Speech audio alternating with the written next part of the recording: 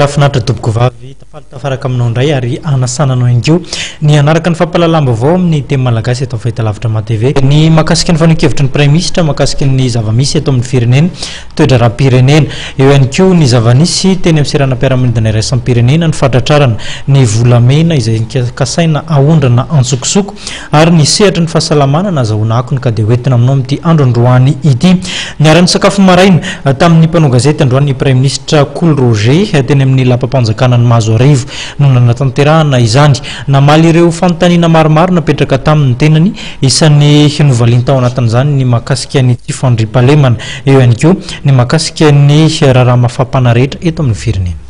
Fiaraha-midinika mpianakavy izay no azo ilazana amin'ny fihaonana sy ny fiaraha-misakafo androany teny prime ministre Cool Roger sy ireo mpikambana ao amin'ny gouvernement vitsivitsy tamin'ny mpanao gazety androany maraina teny amin'ny lapam-panjakana teny Mazoarivo. Ny fampiresana atao anatin'ity fihaonan'ity momba ny fifidianana kominaly sy ny raharaha mafapana maromaro eto amin'ny firenena. Nambaran'ny prime ministre Cool Roger fa sarotra ny anatanterahana ny fifidianana amin'ity taona 2024 ity. Zany hoe hiezaka ny gouvernement hanao izay mety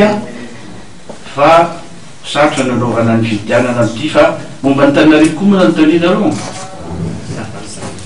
Najanona aloha ary raha araka ny programma nataony ministry ny tany dia anao an'ilay hoe fakana hevitry rehetra zany mba ahafana mandray ny dia hiezaka koa zany anazava ny sainy vahoaka mba tsisy hinanam-poniny ary mba tsisy koa ny fanomezan-tsiny fa hoe alao hazava amin'ny rehetra izao ny tena antony nanaovana an'ity sapa-manokana ity zay vao miroso amin'ny fitondrana indray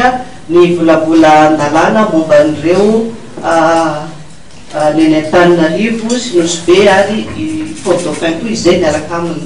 Nanontaniany mpanao gazety ihany koa ny momba ny resaka nandeha tatoato eo mety hanoloana ireo mpikambana sasany ao amin'ny nivon'ny gouvernemanta. No mafisin'ny prime ministre fa tsy mbola antondresaka mahamaika ankehitriny izany resaka fanoloana ministra izany.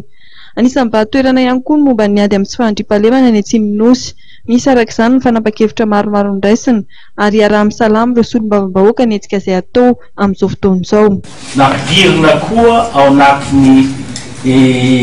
miaraka amin'ny gendarme zany ny député avy any Atsimo, député Antaroy matetika na député avy amin'ny Fort-Dauphin na avy amin'ny toerana hafa no miaraka amin'ireo gendarme reny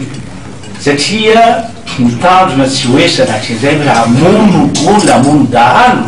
fa ampiverina ny filaminana ary rehefa ny olona mahita koa reny député reny miaraka amin'ny gendarme satria manko nisy any reo hoe olona nanao mandritra ny reny taona maromaro taloha reny ny abusé loatra ny anany gendarmerie ka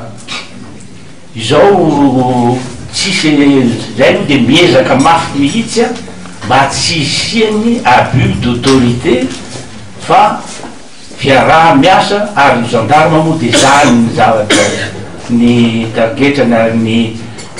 tanjona hotratrariny dia miahavy arana indray ny filaminana sy ny fiarahamonina milamina